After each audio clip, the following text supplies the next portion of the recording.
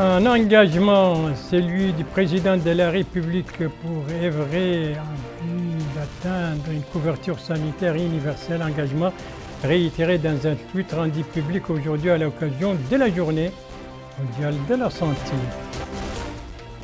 Un anniversaire, celui de l'OMS, 75e anniversaire, marqué, vous le voyez ici, par une cérémonie d'iftar organisée justement sous la présidence qui était présidée donc par la première dame.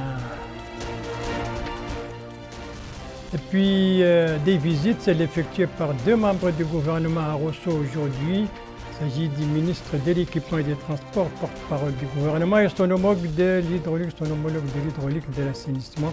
Visite d'information pour plusieurs chantiers relevant de leurs départements respectifs. Voilà donc pour les principaux titres de votre journal et c'est parti, mesdames, mesdemoiselles, messieurs. Bonsoir et bienvenue à votre 22h de ce samedi 17 Ramadan 1444 et ça correspond au 8 avril 2023. En 22h que nous commençons donc par cet engagement du président de la République pour atteindre une couverture sanitaire universelle, engagement réitéré dans un tweet rendu public aujourd'hui à l'occasion de la journée mondiale de la santé. Alors, que dit ce tweet et à quelle occasion? Bon, je viens de le dire, c'est ce que va nous dire Bokar Bay là-bas. À l'occasion de la journée mondiale de la santé, nous réitérons notre volonté de poursuivre le travail jusqu'à l'atteinte d'une couverture sanitaire universelle et de fournir des services de qualité aux citoyens pour améliorer leur prise en charge dans le cadre du développement de notre système de santé. Je salue également au passage notre personnel médical pour ses efforts en faveur de la santé des citoyens et les exhorte à consentir davantage d'efforts et de sacrifices.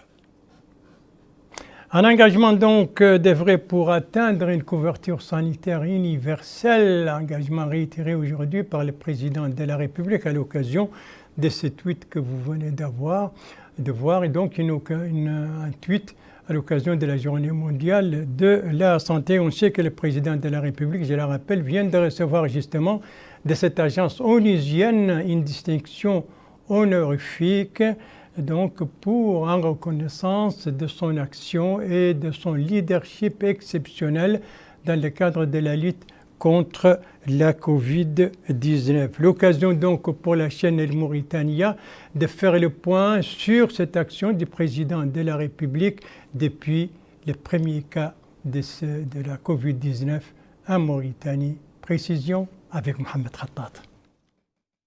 C'était une guerre meurtrière non conventionnelle contre un ennemi invisible que l'humanité n'avait jamais connu et pour lequel elle n'avait pas pensé de nom auparavant. Elle l'appellera le virus corona ou coronavirus ou le Covid-19. Une chose est sûre, il va rapidement envahir la planète toute entière, ébranlant les entités internationales par sa férocité et frappant de plein fouet des systèmes de santé qu'il a mis à genoux alors que les uns et les autres pensaient les avoir maîtrisés.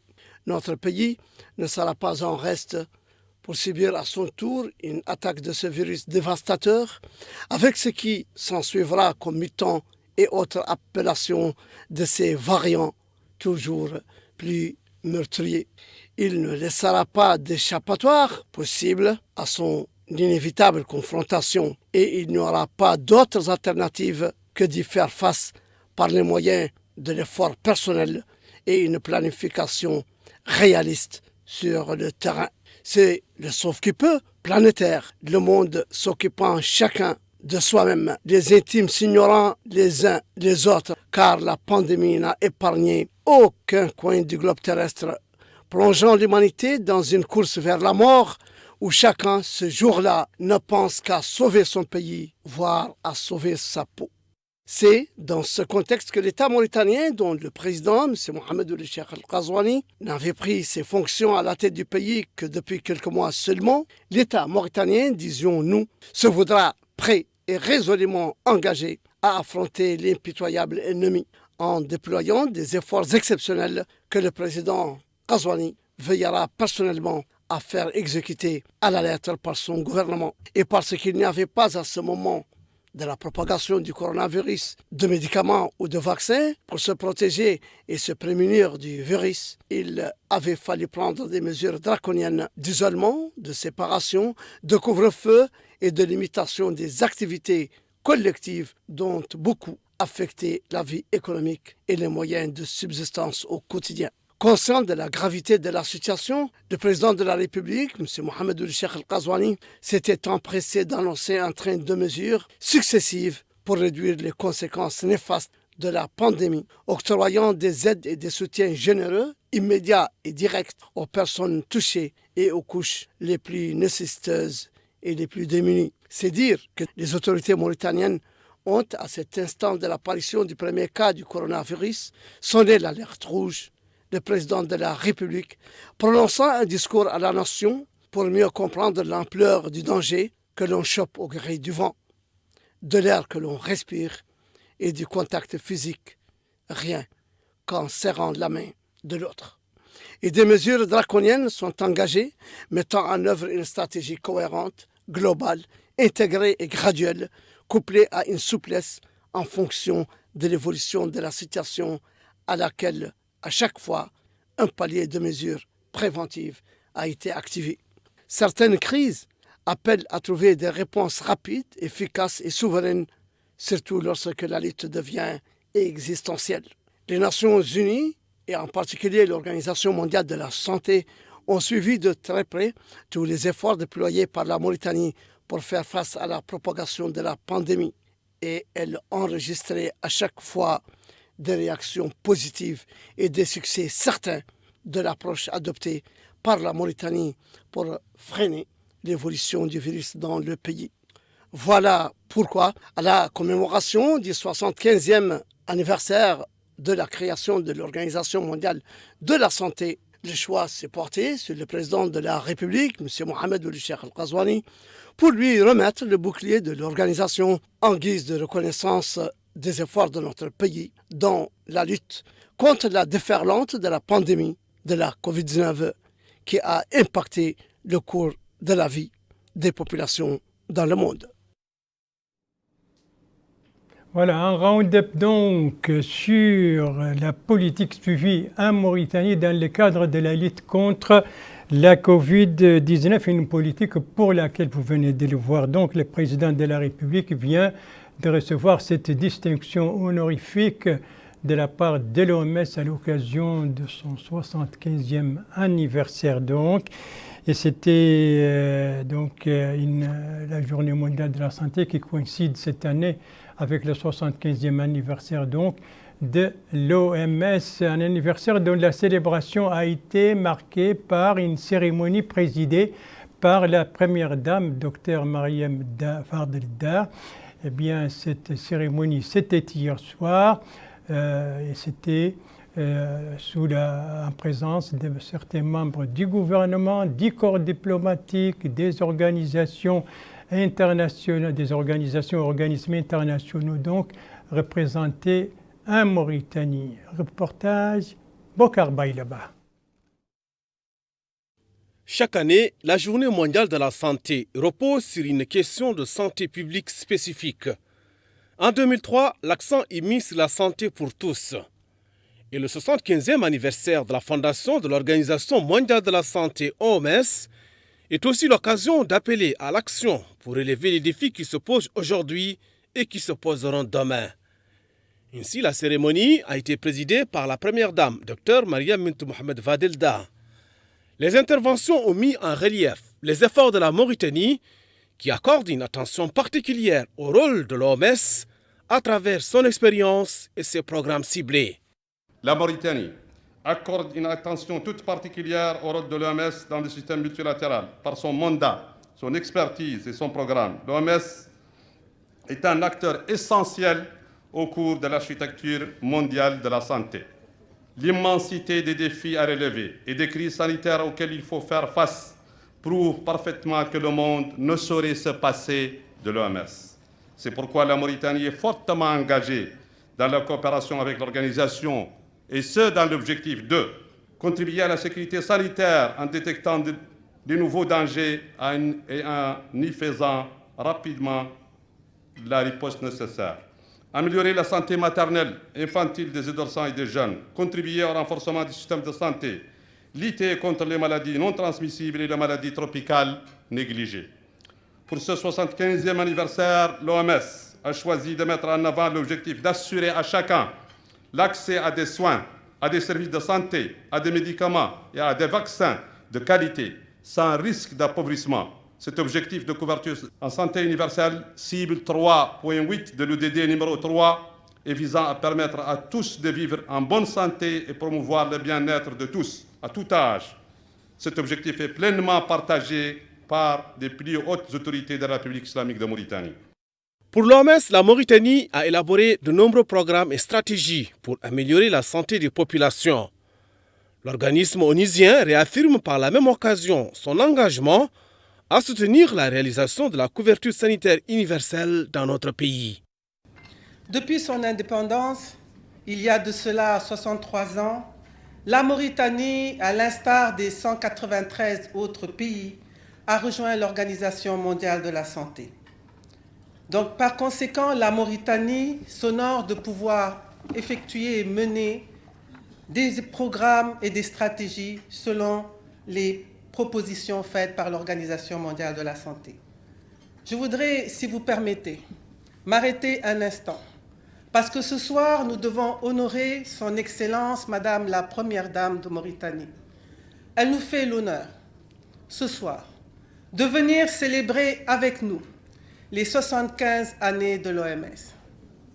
Madame la Première Dame, vous avez répondu avec tant de spontanéité, tant de simplicité à notre invitation que nous avons tous aussitôt compris tout l'intérêt que vous portez à la santé des populations, je dirais à la santé des filles, à la santé des enfants, à la santé des femmes.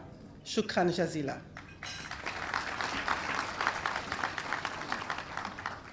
Et outre le renforcement du système de santé, l'OMS continuera à soutenir le pays dans la prévention, la préparation et la réponse aux situations d'urgence.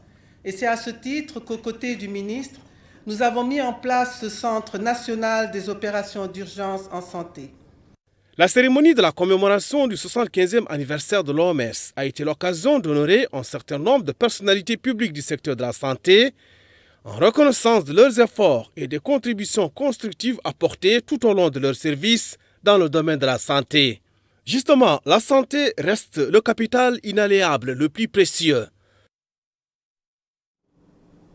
Voilà, donc c'était cette cérémonie d'Iftar organisée par l'OMS à l'occasion de son 75e anniversaire. Cérémonie donc sous le patronage, sous la présidence de la Première Dame, Dr Mariam Vadel.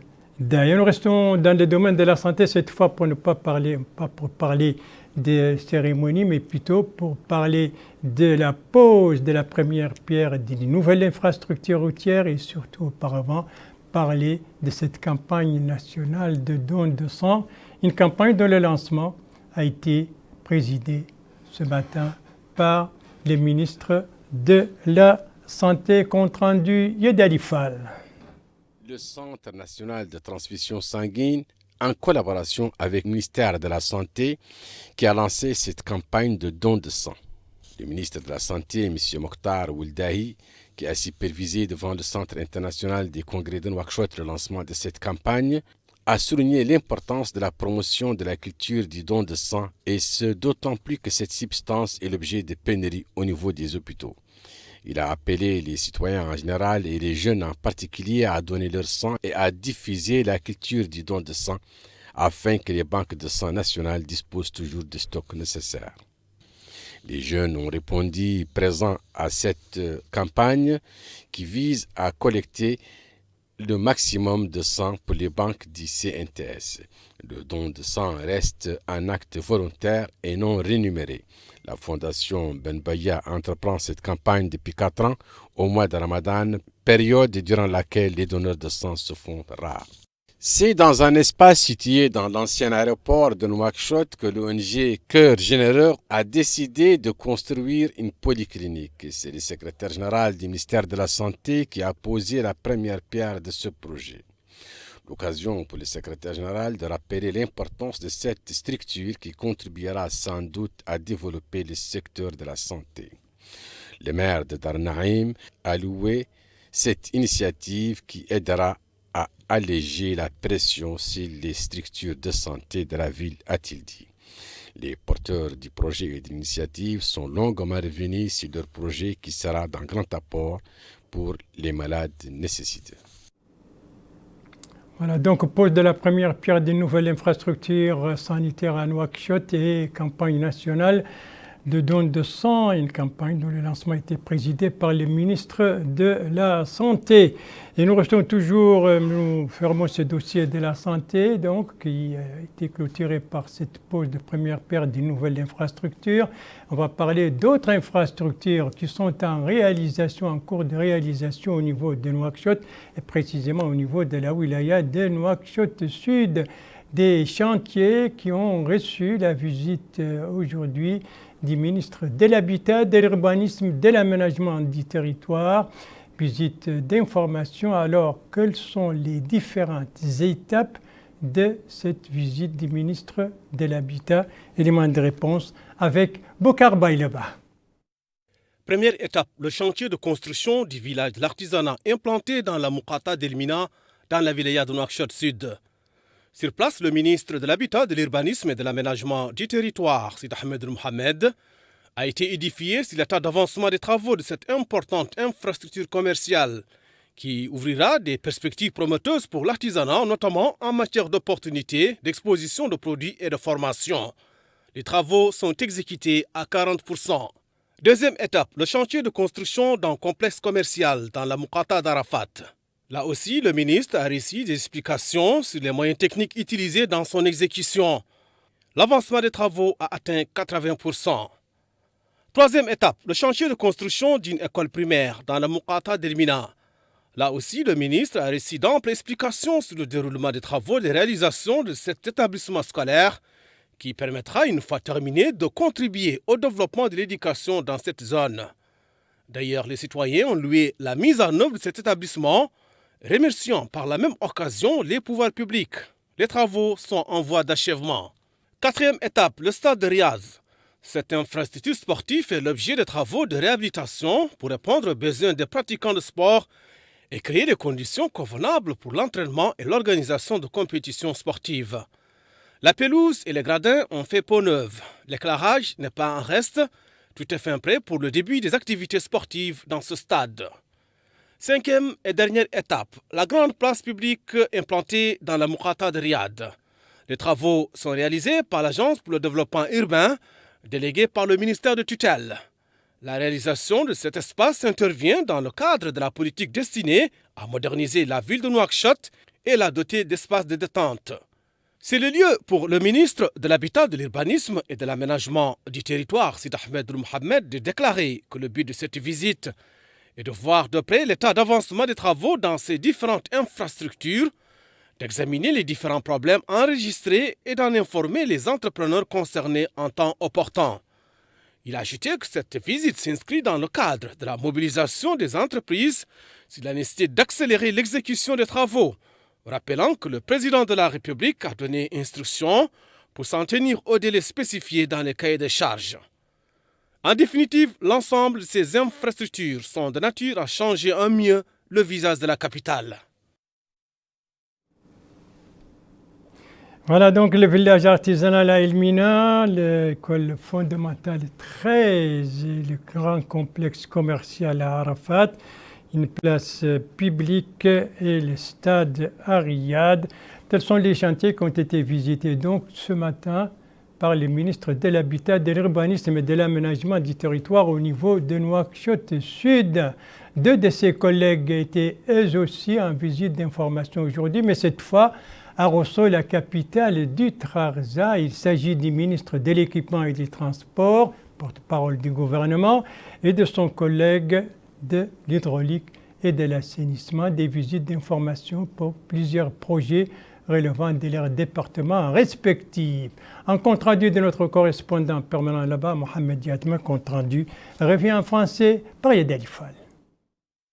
Lors du Conseil des ministres qui s'est tenu à Rosso, le gouvernement a lancé d'importants projets de développement au profit de la capitale dite Trarza. Parmi ces projets, un réseau routier et la réhabilitation du réseau d'assainissement des eaux de pluie de la ville. C'est pour s'enquérir de l'avancement des travaux de ces projets que le ministre de l'Équipement et son homologue de l'hydraulique et de l'assainissement se sont rendus dans la ville. Les ministres ont écouté des explications sur l'avancement de ces travaux. Le ministre de l'Équipement s'est rendu par la suite au pont de Rosso où il a tenu une réunion avec les équipes et leur staff sur place. À la fin de ces visites, le ministre de l'Équipement a souligné que les 7 km de route à l'entrée de la ville de Rosso et les 8 km à l'intérieur de la ville sont très avancés et que les travaux seront achevés dans les délais de 2 mois. Le ministre de l'Hydraulique et de l'Assainissement a visité le projet relatif à l'assainissement des eaux de pluie de la ville de Rosso. Le ministre de l'Hydraulique et de l'Assainissement a déclaré que les travaux sont très avancés et que les délais seront respectés. Il a souligné que ces projets sont d'une importance capitale pour la ville, ses habitants et son environnement. À la fin des visites, les 2 ministres ont tenu une série de réunions avec les staffs dans les locaux de la wilaya. Voilà donc 2 ministres qui étaient en visite à Rosso. Il s'agit du ministre de l'Équipement et des Transports, porte-parole du gouvernement, et son collègue donc de l'hydraulique et de l'assainissement. Lui, il n'a pas effectué de visite, mais il a présidé une rencontre. Lui, c'est le commissaire chargé des droits de l'homme, de l'action humanitaire et des relations avec la société civile. Une rencontre consultative qui a regroupé autour de lui les représentants donc des différentes organisations de la société civile. Sous quel thème s'est déroulée cette rencontre, Bokar Baileba? La rencontre était placée sous le thème « Les droits de l'homme en Mauritanie, réalité et perspective ». Une rencontre tenue avec les représentants des organisations de la société civile. Et à cette occasion, le commissaire aux droits de l'homme, à l'action humanitaire et aux relations avec la société civile, Cheikh Ahmedou Ahmed Salem Oul-Sidi, a déclaré que la Mauritanie a connu au cours des 3 dernières années un bond en avant dans le domaine de la protection et de la promotion des droits de l'homme.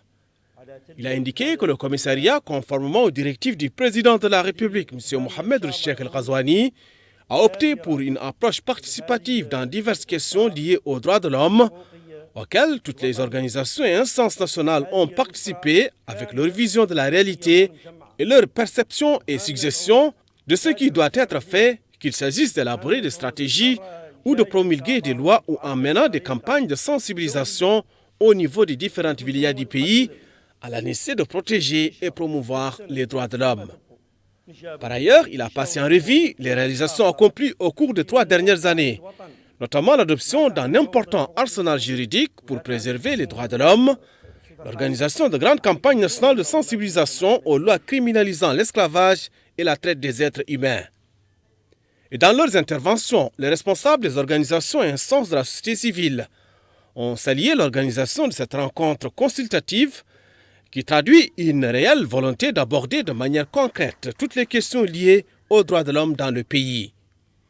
À noter que la nouvelle approche adoptée par le commissariat des droits de l'homme à l'action humanitaire et des relations avec la société civile repose sur l'ouverture à la société civile, l'échange avec elle sur les différentes questions liées au pays et l'implication dans l'évaluation de la réalité et la recherche des solutions. Voilà donc un bond en avant dans le domaine de la protection et de la promotion des droits de l'homme en Mauritanie durant ces 3 dernières années. Un bond en avant, des avancées donc saluées à l'échelle internationale. J'ai cité le commissaire chargé des droits de l'homme à l'action humanitaire et aux relations avec la société civile lors de cette rencontre avec les représentants des organisations de cette même société. Merci de suivre les JTF de Mauritanie. La suite du journal avec une célébration une animation, une distribution et une clôture. La célébration, c'est celle de la journée de l'enfant orphelin célébrée aujourd'hui en Mauritanie. Une célébration marquée donc par une distribution de kits alimentaires, une cérémonie présidée par le secrétaire général du ministère de l'Action sociale et de l'enfance et de la famille. L'occasion pour le secrétaire général de rappeler et de souligner les grands intérêts accordés par le président de la République à cette frange vulnérable. La Mauritanie célèbre la journée de l'enfant orphelin sous le slogan « Protéger nos enfants contre toute discrimination ». Cette journée coïncide cette année avec le 17 du mois béni du Ramadan. Et le prophète Mohammed lui a donné des instructions pour la prise en charge de tous les enfants vulnérables et plus particulièrement les enfants orphelins. La protection des enfants rentre dans le cadre du programme du président de la République, son Excellence Mohamed Ould Cheikh Al-Ghazouani, qui occupe une importance capitale aux groupes vulnérables et les plus nécessités, et mis en œuvre par le gouvernement du Premier ministre Mohamed Bilal Messoud à travers divers domaines d'intervention, dont entre autres la fourniture de services de protection et d'assistance sociale aux groupes sociaux les plus vulnérables, l'autonomisation fonctionnelle et économique des personnes en situation de handicap ou vulnérables. Le ministère de l'Action sociale, de l'enfance et de la famille, à travers le Centre de protection et d'intégration sociale des enfants, assure la sécurité, le bien-être et l'intégration de tous les enfants en difficulté. Il s'agit d'offrir à cette frange d'enfants une éducation susceptible de leur garantir un avenir probant, leur permettant de s'épanouir et de vivre heureux. Aussi, en ce mois de Ramadan, les kits alimentaires seront distribués pendant cette cérémonie et un nombre important d'enfants déshérités afin d'alléger leurs souffrances. Voilà donc pour cette célébration de la journée de l'enfant orphelin aujourd'hui. Vous venez d'entendre, c'était le secrétaire général du ministère de l'Action sociale, de l'enfance et de la famille donc, qui a organisé cette cérémonie. La distribution, eh bien, c'est une distribution, vous venez le voir, c'est le programme national de volontariat, Watanouna, notre patrie, qui a organisé donc aujourd'hui une journée de volontariat au stade de quartier Saada dans la Muqata'a de Toujouné, l'occasion pour le programme de distribuer 200 paniers alimentaires au profit de familles les plus vulnérables dans la wilaya de Nouakchott Nord. Et au cours de cette même opération, des livres saints du Coran en braille ont été également offerts aux malvoyants. Et la cérémonie était présidée par donc les conseillers techniques chargés de la jeunesse au ministère de la Culture, de la Jeunesse, des Sports et des Relations avec le Parlement. Eh bien, l'animation que j'ai annoncée tout à l'heure, il s'agit de l'animation religieuse dans le cadre de ce mois béni du Ramadan, animation religieuse marquée par cette conférence quotidienne qui se tient à la grande mosquée de Nouakchott, autrement dit appelée la mosquée saoudienne. Alors, cette conférence d'aujourd'hui, qui l'a animée tant du côté fiqh, donc religieux, que du côté médical, et quels étaient les thèmes aussi dans les deux domaines. Élément de réponse avec Edel Fall. Les deux érudits, le Marabout Mohamed Lemine et Abdi Salem Oulboub, sont revenus longuement sur la bataille de Badr et ses enseignements. Ils ont rappelé que notre prophète, paix et salut sur lui, et ses 300 hommes se sont retrouvés face à une armée d'1 millier d'hommes qu'ils ont dominés, y voyant un signe divin. Cette bataille marque le début de l'expansion des premières communautés musulmanes. Dr Ahmed Oulamar est quant à lui revenu sur l'alimentation au cours du mois de Ramadan et ses effets sur l'estomac. Voilà donc pour cette conférence quotidienne qui s'est tenue aujourd'hui dans la grande mosquée. Et enfin, la clôture que j'ai annoncée tout à l'heure, eh bien, il s'agit de celle de ce symposium où sont les images. Les voilà. Eh bien, il s'agit de la clôture du symposium scientifique organisé par l'Académie diplomatique mauritanienne en partenariat avec le club diplomatique de Nouakchott. Ce thème, la diplomatie culturelle en islam. Donc la clôture, c'était hier soir, ici à Nouakchott. Voilà pour ce symposium donc organisé par cette académie. Et c'est sur ce symposium clôturé donc hier soir que s'achève ce journal. Merci à vous, mesdames, mesdemoiselles, messieurs, de l'avoir suivi. Merci bien entendu aux équipes rédactionnelles et techniques qui ont participé à sa conception. Je vous en rappelle les principales informations.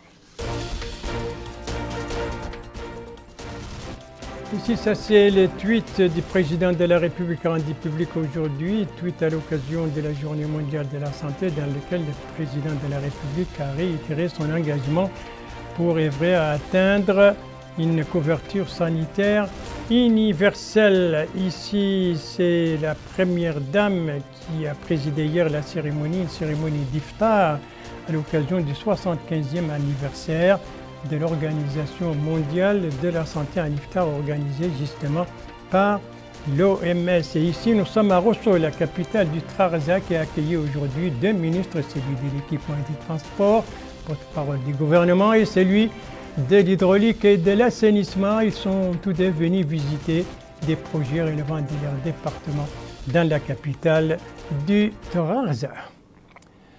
Le JTF reviendra demain à la même heure, 22h, et vous serez en compagnie, souvent le planning des services, vous serez en compagnie d'Endei Saou Sidi. Quant à moi, il ne me reste plus qu'à vous souhaiter une très très bonne fin de soirée, une très très bonne fin de semaine, et bien entendu un très bon Ramadan, ce mois béni qui a entamé, qui est aujourd'hui entré dans sa 3e semaine consécutive. Donc rendez-vous vendredi prochain, Inch'Allah, à la même heure, 22h. Bonsoir.